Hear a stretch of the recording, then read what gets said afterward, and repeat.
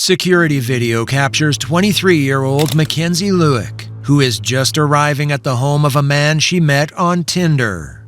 She has no idea that this home has a secret basement, one that the man next to her tried to make soundproof only days earlier. The man is 31-year-old Ayula Aayi, an IT professional who's been living a double life. Ayula has anticipated this moment for a long time and is just waiting for Mackenzie to walk into his house, where he'll begin the first phase of his evil plan.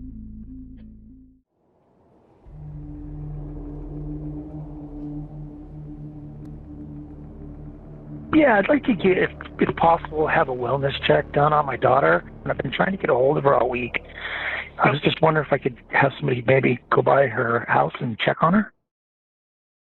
Mackenzie had just flown back into Salt Lake City, Utah, after spending a week in California for her grandmother's funeral. She sent a text to her mother when she landed saying, "Love you, Mama." Mackenzie is observed getting into a rideshare car, and she eventually leaves the airport. After this moment, her parents heard nothing from her for days and were beginning to worry. Last time we heard from her, she got off the plane coming back from LA. It was 1 a.m. She was going to grab an Uber and go home, but that's the last I've heard from her. So 1 a.m. this morning? No, 1 a.m. Monday morning. So we've been trying to get a hold of her all week. Usually it's unlike her to return a call, but it goes straight to voicemails. The young 23-year-old college student was missing, with friends and family not able to contact her at all. Police would discover CCTV footage, forensic evidence, and a digital trail that would uncover one of the most sickening crimes this community had ever seen. Mackenzie Lueck, originally from Los Angeles, was studying at the University of Utah, looking to earn a degree in kinesiology, which is the scientific study of human body movement. She was a member of the Alpha Chi Omega sorority and made many friends at the university. On June 17, 2019, Mackenzie was due to arrive back to her house in the early hours of the morning from the airport. But she had never arrived, and her communication had ceased completely. Mackenzie's mother, Diane, was asleep when her daughter had sent the text message to her, and only saw it the following morning. When she replied, she noticed that the message this time was green and was not sent as an iMessage, which typically means the phone is offline. A week had passed by, and after several visits to her house and exhausting all attempts to contact her, her father Greg again decided to contact police. And does anyone have a key? I don't know. The landlord may. I don't know of anybody that would be there besides her roommates that would have a key. You know what? I take that back. She said she dropped one behind the mailbox, but she could never get it out. So there may be one back there. Somebody can fish it out, but I don't know if she ever got it out or not. Police visited Mackenzie's house to perform a welfare check on her. At this point, there was no evidence to suggest that she hadn't made it back from the airport. You know where your landlord lives? Does he live on the premises, or how we can get a hold of him to maybe get a key or something like that if we need it? A key? Yes, a key to the apartment so that we might be able to go in there just in case she is in there injured or something like that. They began to think about anyone she may have had contact with, anyone who could provide them information on where she might possibly be. I don't think University of Utah is going to give us any information. Like, we could probably call up there and see if she's supposed to be in a class. Yeah, she's enrolled. They could go check her classes to see if she's there, but this is her car. And landlord's not answering his phone, so I just left him a message. Mackenzie was an adult, and they couldn't rule out the fact that she may have just run away or disappeared to get some space. A day after this police visit, they were able to gain access to her house from one of Mackenzie's friends, who had access to the property as she was looking after her cat. Her cat had sat there waiting in the empty house for Mackenzie to come home, waiting for the first pat from her owner after several days apart, a pat that would never come. Inside, they found no signs of foul play, but there was also no signs that Mackenzie had ever arrived home. Her tan suitcase and blue handbag that she had at the airport could not be located anywhere within the house. Mackenzie's car, which was left in Utah while she was away, hadn't been moved and was still in the driveway. Inside, there was nothing to indicate any foul play. The University of Utah was contacted by police, and they confirmed that Mackenzie hadn't attended any classes that week. It was also discovered that she worked part-time at a biological testing company, and her manager told police that Mackenzie hadn't attended any shifts that week.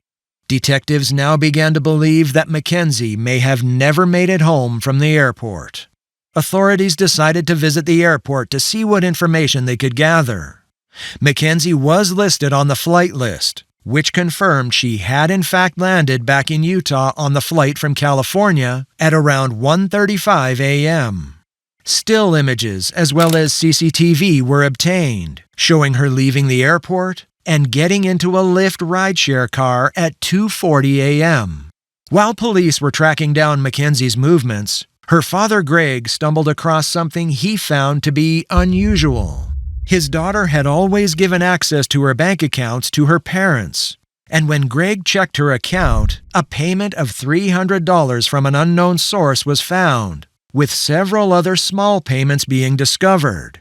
Mackenzie often asked her parents for help with rent or tuition fees, as being a full-time student was hard for her to manage financially. But for the past few months, she hadn't asked for any money, which was not typical for her. Greg also found that Mackenzie had opened a private bank account that her parents had no knowledge of and no access to. A new lead in the case came when some of her sisters in the sorority claimed that she had been meeting men on Tinder. There was a man that Mackenzie claimed she had been meeting regularly, but they didn't know his name. Detectives decided to follow up on this lead, making identifying this person their top priority. Looking into her phone records, on the night she landed back in Utah, between 1:50 and 1:58 a.m., she had texted the same number 8 times. The contents of the text messages could not be extracted, but this provided another promising lead. Mackenzie Lueck was officially listed as a missing person, with flyers with her picture being posted around the city. The Salt Lake City police had floated the idea that she may have simply run away from everything, that maybe she was overwhelmed. However, close friends didn't agree with this. Mackenzie Lueck's family and friends trying to reach her on social media. They posted this video hoping she might see it. Everyone is out looking for you around the country, and they all want you to know that we're advocating for you, we're fighting for you, and we're going to bring you home. Detectives decided to interview an ex-boyfriend who had been dating Mackenzie up until a year before her disappearance. He claimed that their relationship had ended badly, and that Mackenzie had sent him a video on Snapchat a week after they broke up, showing her having sex with 2 other people. In his opinion, this was done to try and make him jealous, so he just ignored it and blocked her instead, and no contact with her since that video had ever been sent. One of the members of the Alpha Chi Omega sorority told detectives that Mackenzie had expressed an interest in becoming a stripper and had a job interview lined up at the Exotic Kitties Gentlemen's Club. Speaking to another one of Mackenzie's friends, he claimed that he had a casual relationship with her and was supposed to meet up with her when she got back from California. He had met her on the site called Seeking Arrangements, where she presented as a sugar baby. This means she met with men who would provide her with money and gifts, and this could be where the mysterious deposits in her bank account came from. She went by the name Beach Baby 96 on the platform, stating that she is a no-drama kind of girl.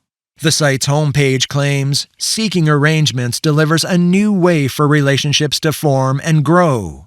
Sugar babies and sugar daddies or mamas both get what they want when they want it.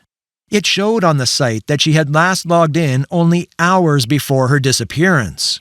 Seeking Arrangements has since rebranded itself to simply Seeking, with the catchphrase, "Date people who make life better." Mackenzie had also used Tinder for the purpose of meeting sugar daddies, and one such person she had spoken to only weeks earlier had come forward. I have no idea what happened to her, where she is. Nobody does, and it's pretty terrifying. A hidden world had been uncovered, which showed a side of Mackenzie that almost nobody knew about. One of Mackenzie's closest friends also told detectives that she was bisexual, something that only a select few people had knowledge of. Even with this knowledge, police still hadn't solidified a suspect, but made a commitment to finding Mackenzie. Over the last couple days, I've spoken with Greg Lueck. I can feel the heartache and the pain and the suffering in his voice as we spoke. And my commitment to Greg was that we would do everything within our power, the Salt Lake City Police Department, to bring Mackenzie home. Police attempted to track down the Lyft driver who picked up Mackenzie from the airport. But the rideshare company has a strict policy that a search warrant had to be obtained in order to release personal details. This would take time for authorities to obtain.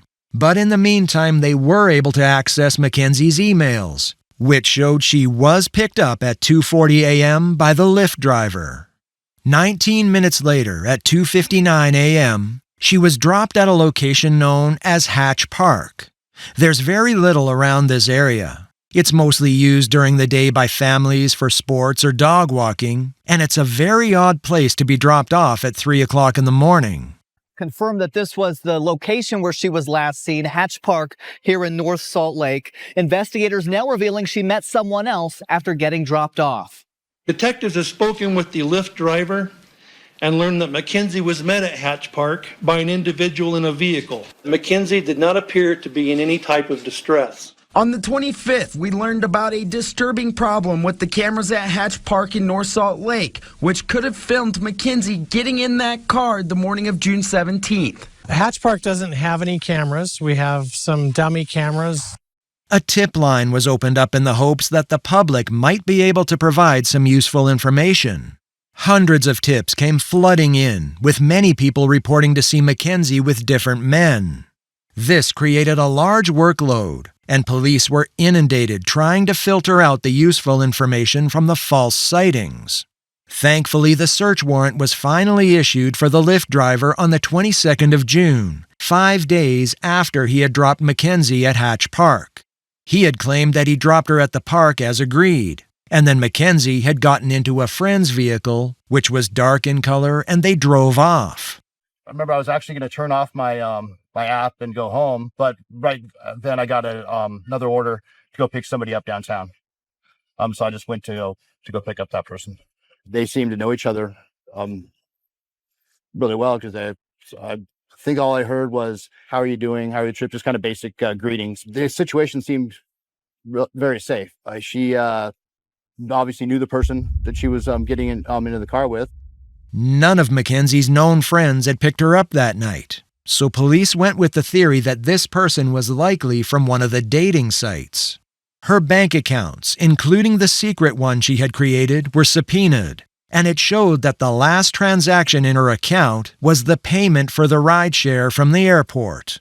Since that, there had been no further transactions, meaning that whatever happened to her likely happened not long after she got into this other dark-colored vehicle.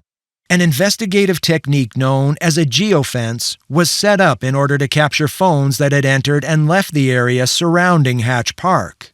One particular device was located which didn't belong to Mackenzie or the Lyft driver. When digital forensic technicians traced the IP address of this device, it came back as belonging to Ayula Aayi. The phone belonging to Ayula, known as AJ, had pinged around Hatch Park, and CCTV footage around the time showed him arriving to the area the Lyft driver had dropped her off at. The white Lyft vehicle can be seen driving away to the right of the screen, and only seconds later AJ's car can be seen leaving, presumably with Mackenzie in the car. Phone records confirmed that AJ and Mackenzie had been texting each other earlier in the day before she arrived back in Utah. Immediately, the Salt Lake City police applied for a search warrant to search AJ's house. AJ came in for a voluntary interview on June 25th, where he claimed, against his lawyer's advice, he would speak to police in order to clear his name. You're not under arrest. You're not being detained. You can leave anytime you want to, okay? It just doesn't make sense. I want to get to the root of it too. Yeah. Because when you said my IP is showing, that means something is wrong. AJ worked in IT. He knew that the police had his IP address for a reason and started the conversation with his alibi. So, I have security camera in front of the house, and then I have one inside the house. So that's my baby mama. She was with me on that day. So according to the video, she was with me.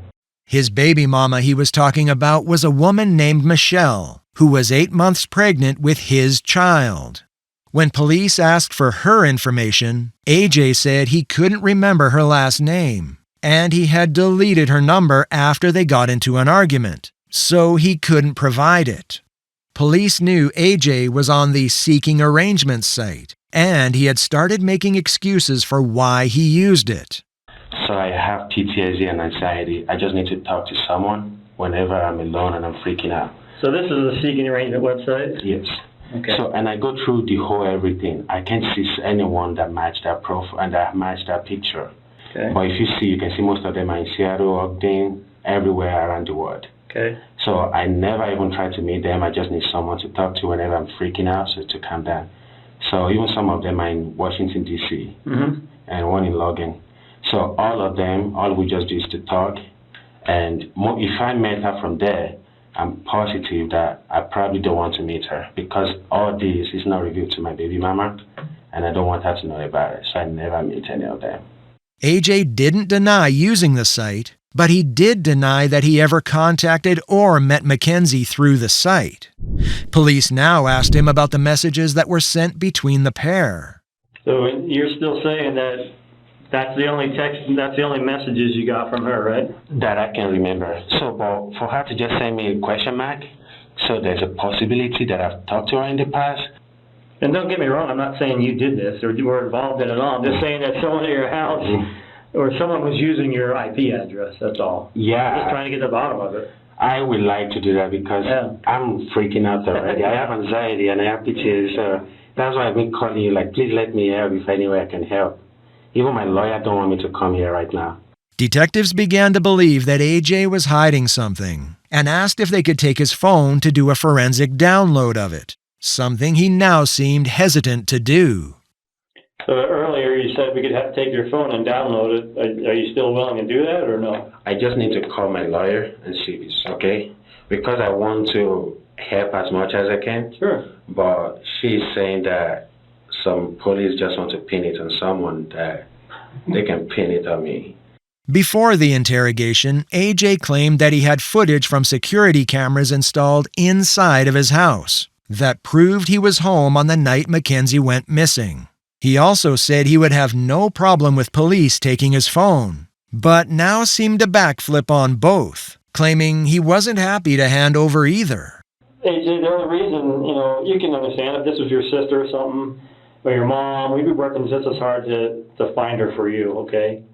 This family is in that same boat.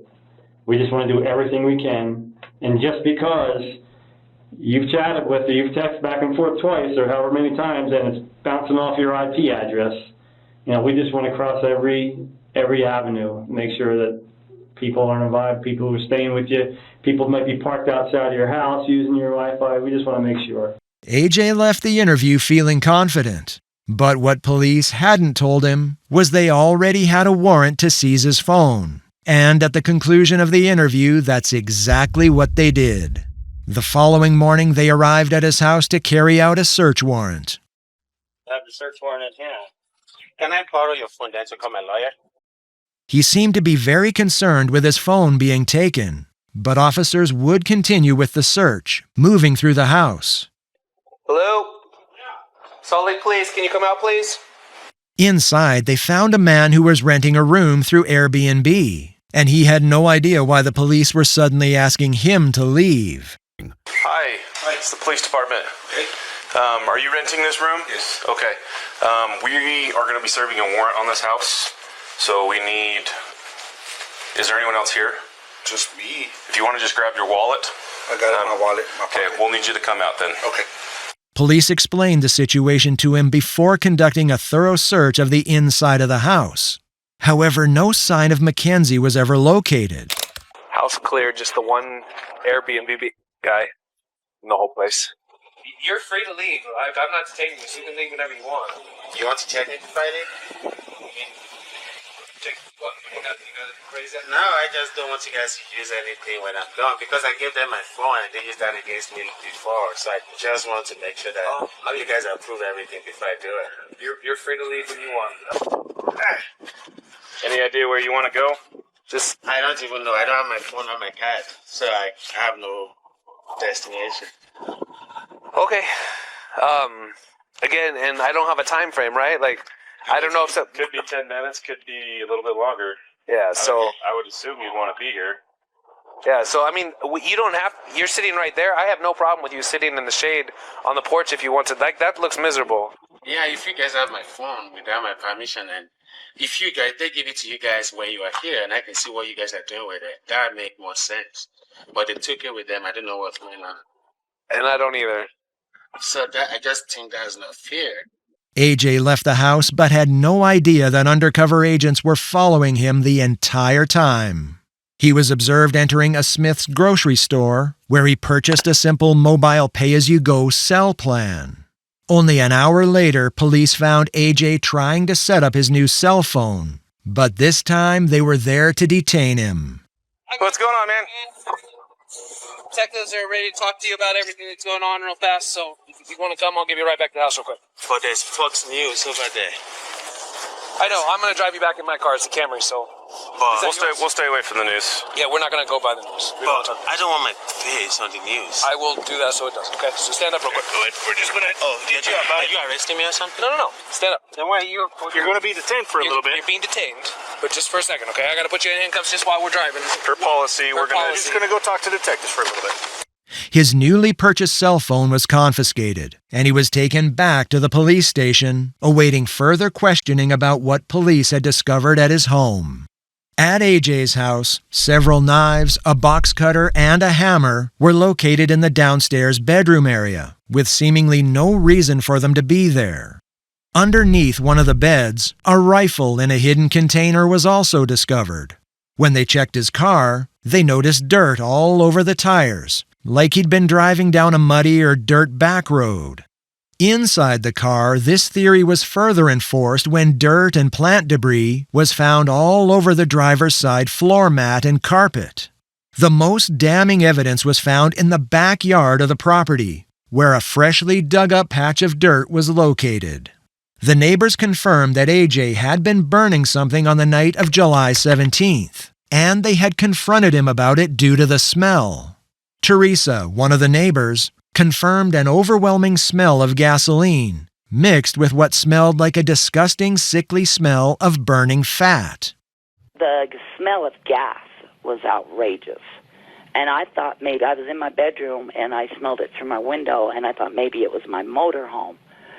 And so I came outside to make sure, and there's this smell in the air that was just almost rancid. It was just really disgusting smelling. Canine units were brought in and immediately sat at the dirt pit, indicating that they had detected human remains. A clearer picture was beginning to emerge, and AJ was questioned for a second time, but this time the questioning was very blunt.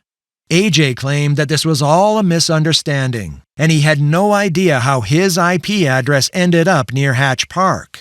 AJ, I just told you that your phone records and the location put you up at the meet. Do you think honestly and expect me to believe that you ended that conversation and somehow you and her location end up in the exact same spot? Oh, I'm not doubting you. If I see that too, if I'm in your case, I would be asking myself, what are you asking me right now? It's not a miraculous question. Yeah, I agree with you. Okay. Stuff doesn't just happen. No. Yes, I agree with you. I'm telling you to explain that. And so far, you have not. Well, how do I explain something I don't know? Are you saying you don't know or you don't remember? Because those are two different things, AJ. AJ had no explanation for the evidence presented against him. He put everything down to coincidence and never admitted to anything that would incriminate him, claiming he was at home the whole time and never met Mackenzie. AJ did, however, confess that he had lit a fire in the backyard which he had to put out after a neighbor complained that he couldn't do that due to pollution restrictions. The fire, in her eyes, was so out of control that she told him to call the fire department, and if he refused to do that, she would. AJ told detectives that he was burning clothes and plastic, which was why it gave off a foul odor. He then went on to say that he also kills goats and lambs in his backyard before burning them, making the claim, "Most of the time, by the time I burn it and get the gut out, I am tired." If any blood was found in the fridge in his garage, he said that it was from the goats and lambs he had killed in his backyard. In this raw patch of dirt in AJ's backyard, it wasn't the remains of a goat they had found. It was in fact human tissue, muscle, and bone that had been charred and buried in an attempt to hide evidence. The remains of clothing were able to be painstakingly pieced back together, which painted a devastating picture of what had actually occurred here. This is one of the most difficult phone calls I've ever made, as both Greg and his wife Diana were devastated and heartbroken by this news. Initially, AJ was released, but was not allowed back at his house due to the ongoing investigation. He decided instead to stay with a friend, believing police would soon leave his house and he could return home. Authorities were instead intensifying their efforts, as CCTV was discovered of AJ buying a red gasoline canister the morning after Mackenzie had disappeared. This same canister was located in his garage during a search of his property. The trunk in his car had a strong smell of gasoline, and police wondered if the neighbor's complaints had prompted AJ to remove Mackenzie's body and transport it somewhere else he thought he could burn it. Forensic testing was completed on the parts of muscle and tissue found at the rear of Ayula Aayi's property. It was confirmed to be a match to Mackenzie Lueck's DNA, which left no doubt as to what had happened. SWAT was engaged to take AJ into custody and sat in position at the front of the friend's property he was staying at. A police negotiator called AJ, trying to coerce him into coming out peacefully. AJ, you're being a little bit unreasonable, dude. I'm a man, you're a man, we're a grown man. If you want to arrest me, I would come down. And you can arrest me. I will be there. I can see your car. I would come down. Okay, come on down then. You're not trying to... Are you trying to arrest me? Will you come down, please? No, only if you tell me that you want to arrest me. Then I'm not arresting you. No, I'm not. No. I'm not. You just come down. If you're not trying to arrest me, then I don't want to talk to you. If I'm not trying to arrest you, then you don't want to talk to me? Yes. What if I was trying to arrest you? Do you want to come down and talk to me? Sure. Okay, I'm trying to arrest you. Come down and talk to me. Do you have your arrest warrant with you? Yep. Okay. Thanks. After this, AJ would come downstairs and surrender to the SWAT team without incident. Police were now able to deliver the news that they were pressing charges related to Mackenzie Lueck's disappearance. We are filing charges of aggravated murder, aggravated kidnapping, and desecration of a body in the homicide of Mackenzie Lueck. The man charged is Ayula Aayi. I will not be saying the killer's name again. A background check on Ayula Aayi showed that he was originally from Nigeria and had moved to the United States holding a green card that allowed him to work in the U.S. He formerly studied at Utah State University, but was barred from the campus in 2012 for several reasons, including problems with his visa and allegations that he had stolen an iPad. AJ studied computer science at the university, but did not graduate. AJ was an information technology worker and was briefly in the Army National Guard from 2014 to 2015, where he was discharged for medical reasons. After his IT career had stumbled, he fancied himself as a model and hit up local modeling agencies trying to get a job. She's shedding tears as she recalls her disturbing meeting with the monster accused of murdering 23-year-old Mackenzie Lueck. Evie Keener owns a modeling and talent agency in Salt Lake City that represents dozens of beautiful young women. Evie says she met the accused killer here in Salt Lake City, Utah, at a networking event for models and their agents last summer. She says the suspect approached her about signing with her modeling agency, but she says there was something about him that creeped her out. On the surface, he seemed perfect. He seemed very smart, very good looking. But after attending several networking parties, 31-year-old Ayula Aayi began reaching out to Evie on social media. She instinctively sensed danger. He wanted to sign on with my agency, and I did not feel comfortable having him in the same room with my young models. So I just listened to my gut, and I didn't have anything further to do with him. Evie says she is haunted by her close encounter now that police say they have found the charred remains of 23-year-old Mackenzie in the accused killer's backyard. It's horrifying to think. I'm so sorry. To think about what happened to this poor girl. Police also discovered that AJ had a wife, a woman by the name of Tanisha Ajayi, who lived in Texas. I first met him, he was a sweet person, he was a good person. He used to send me money down here for my kids. They had married back in 2011, when the pair met each other through a mutual friend. But she never lived with him, and the relationship became so bad that she was scared for her life. I just stopped talking to him because that was like free from my life. The stuff that he was doing, it was changing my life. He wanted her to come to Utah to live. But when she said no, AJ started making threats that he would kill her. Because he threatened me, and I have kids to live for. He got aggressive, and he was saying that he was going to kidnap me. I just left him alone. Tanisha claimed that he had tried to tie her up with a phone cord, and fearing that she was about to die, she dove through a window to escape. I was trying to get out the window. We was at his friend's house, and he closed the window down, and I jumped through the window, and he had a butcher knife, was trying to stab me with the knife. I was trying to grab the knife out his hand because he was trying to stab me in my hand, but I had to try to grab the knife out his hand, and it cut me. I had all these cuts.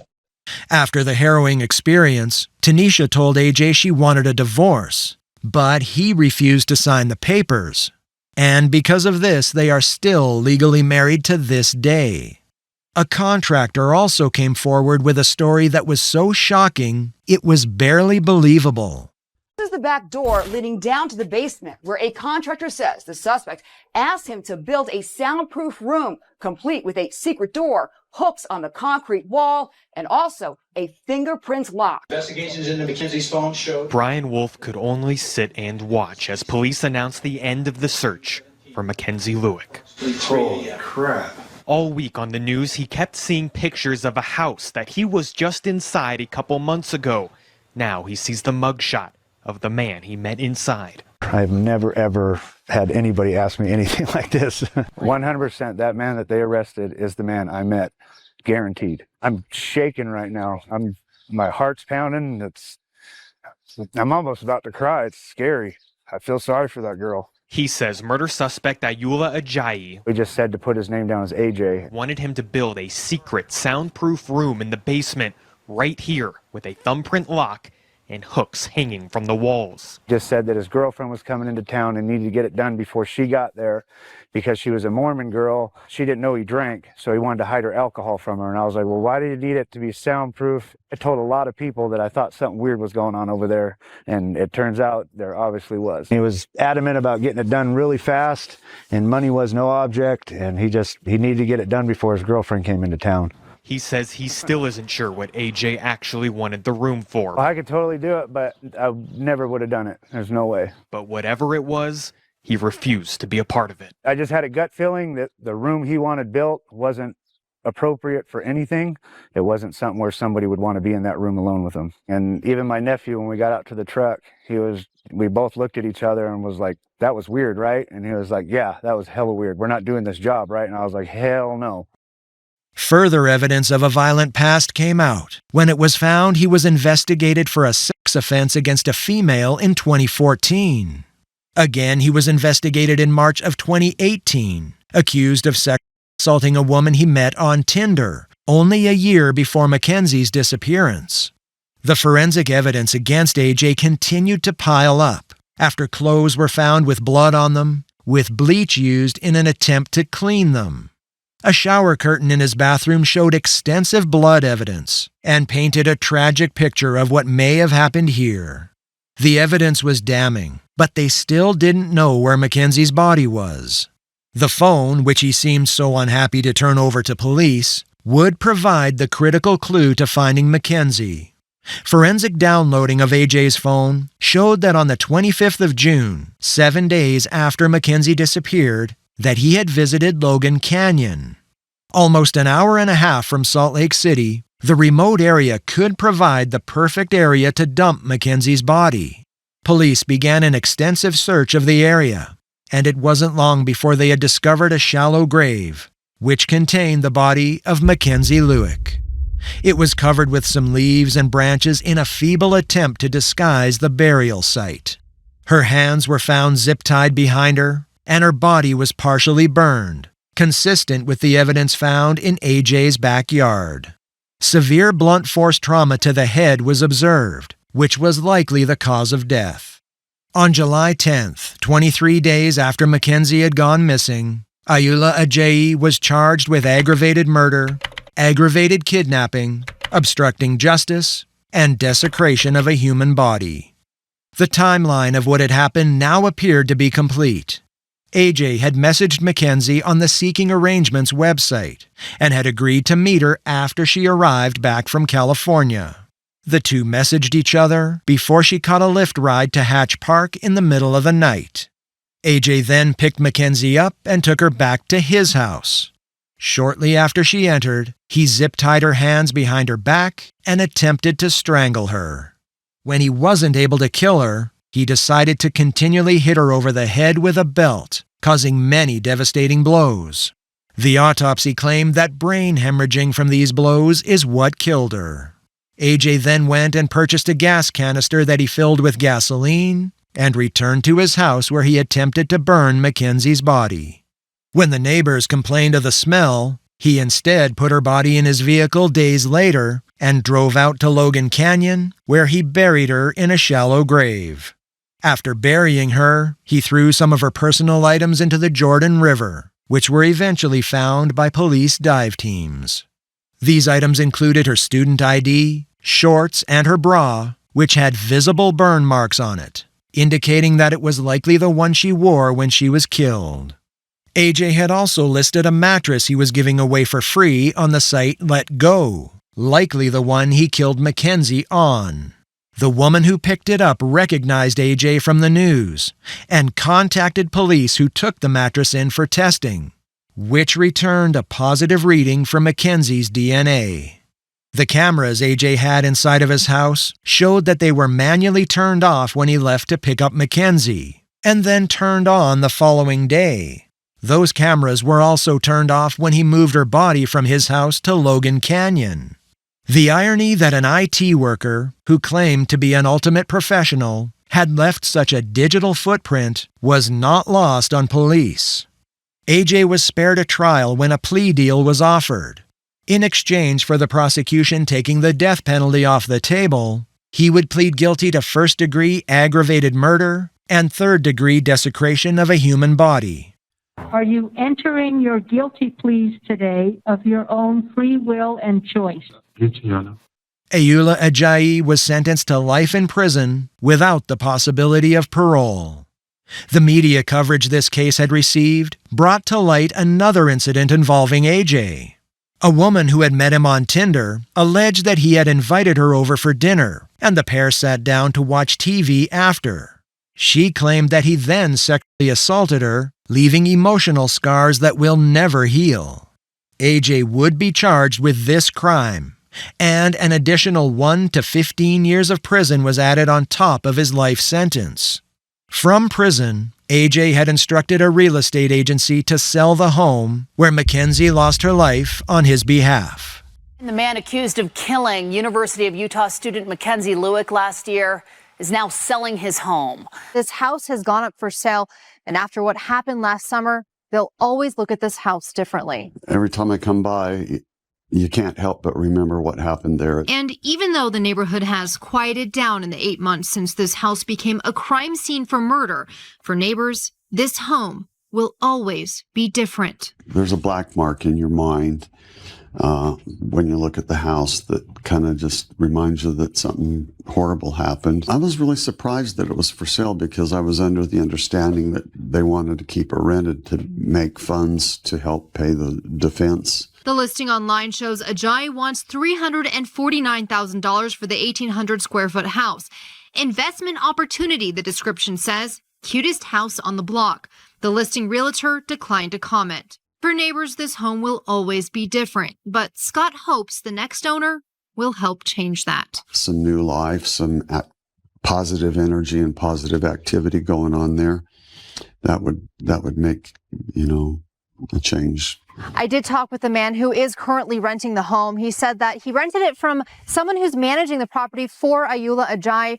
He did say that they disclosed to him what had happened there before he rented the home. What happened was awful. I mean, it's a terrible case. I chose to not look at police reports, even though they said I could look at them if I wanted to. But it was hard to miss today's news.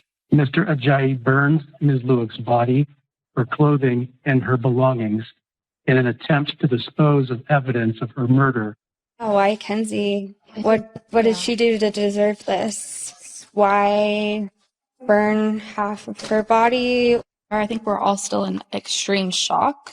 Even right now, I feel like I can call her and text her and she'll answer. I mean, we didn't get to say goodbye to our friend. This person stole our friend from us. So I don't know if we'll ever have closures. In a move that showed that his entire world revolved around himself, AJ listed himself on the Meet an Inmate website. What happened to Mackenzie was absolutely tragic. But if it wasn't for the tireless work of the Salt Lake City police, it's likely that Ayula Aayi would have become a serial killer. Mackenzie lives on in the memory of family and friends as the bright, bubbly, friendly, amazing person that she always was and always will be. Hey everyone, thanks so much for tuning in. My name is Mike and I've been your narrator for today's video. If you want to check out some of our other videos here at Worst Cases, you can find them on screen right now. And if you like this video, consider subscribing. It's absolutely free.